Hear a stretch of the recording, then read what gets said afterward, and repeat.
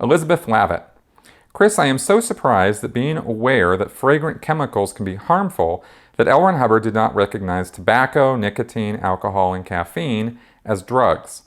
He was against aspirin, but not against cigarettes, smoke everywhere, or alcohol, etc. It seems he was too self-absorbed to be able to transfer his personal lesson with fragrance to transfer to courtesy to others, sensitivity to smoke, or knowledge of other things that could be considered a drug, such as nicotine and alcohol. Certainly, it was not just about addiction, as cigarettes were clearly addictive. Being addictive to anything would seem to be a sign one's power is not all his own, under his/her total control. I'm also surprised he had no idea about good nutrition, but was adamant about being against drugs. I am left thinking he created policies when he needed a cause to rally people around, because there seems to be no consistent philosophy about health issues. One guy told me he smoked because Hubbard had said that when a person is clear, they could drink poison and be all right. This seems such an avoidance of the fact they are addicted to cigarettes. Any comments on this? Sure, yeah. First off, about cigarettes, remember that Hubbard grew up in turn of the century, 20th century, right? He was born in 1911. And throughout the 1930s, 40s, 50s, cigarette smoking was completely acceptable and in fact promoted by the cigarette companies as being healthy for you. 4 out of 5 doctors recommend smoking. I mean, this was literally advertising back then. And it wasn't until later, into the 60s, 70s, really, 80s, that cigarette smoking became a really negative thing. So when Dianetics was first published in 1950, everybody smoked. I mean, everybody. And anywhere you went, people were smoking, right? And I mean, there are numerous lectures there where you can hear Hubbard opening a pack of cigarettes and smoking while he's lecturing. He even talks about it. Here, you got my pack of Cools, So there was a cultural change that occurred, and Hubbard, was pretty late to get on the bandwagon with that, because it was just, it wasn't even considered like bad for a really long time. Alcohol as well. Now, Hubbard did start writing anti-drug and anti-addiction type stuff in the 60s and the 70s. He was very anti-LSD, marijuana, things like any kind of drug like that. Caffeine as well, he said, was a drug.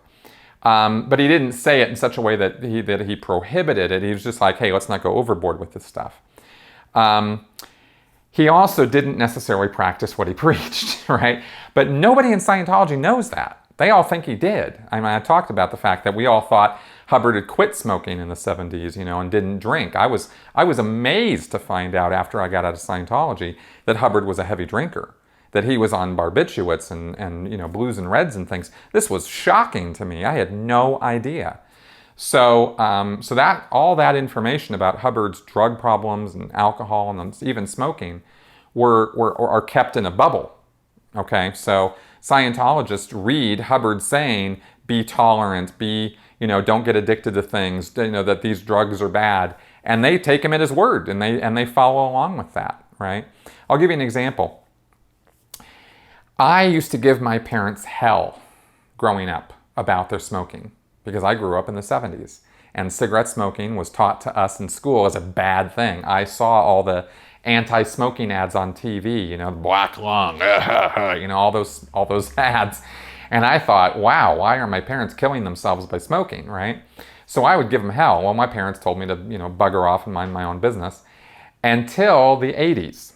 And my parents were also pretty heavy drinkers. But doing Scientology and going on to those OT levels and moving up the line on those things, they got the idea that they were going totally spiritually free, and yet noticed in themselves that they were addicted to cigarettes and drinking.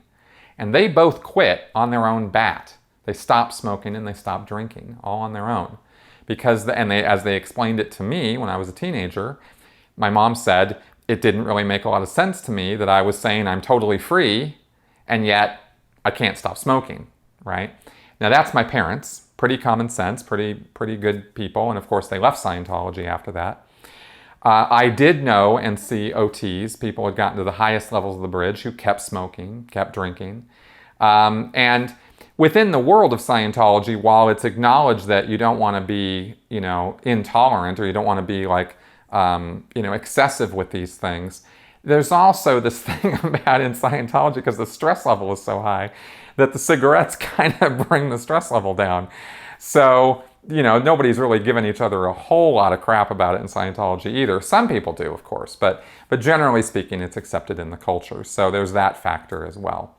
So I don't know. Those are some thoughts off the top of my head. I could probably elucidate and go on and on about this with quotes from Hubbard's lectures and stuff about how nicotine's good for you and stuff like this. But I don't know. Maybe this gives you a little bit more information about that subject within the world of Scientology.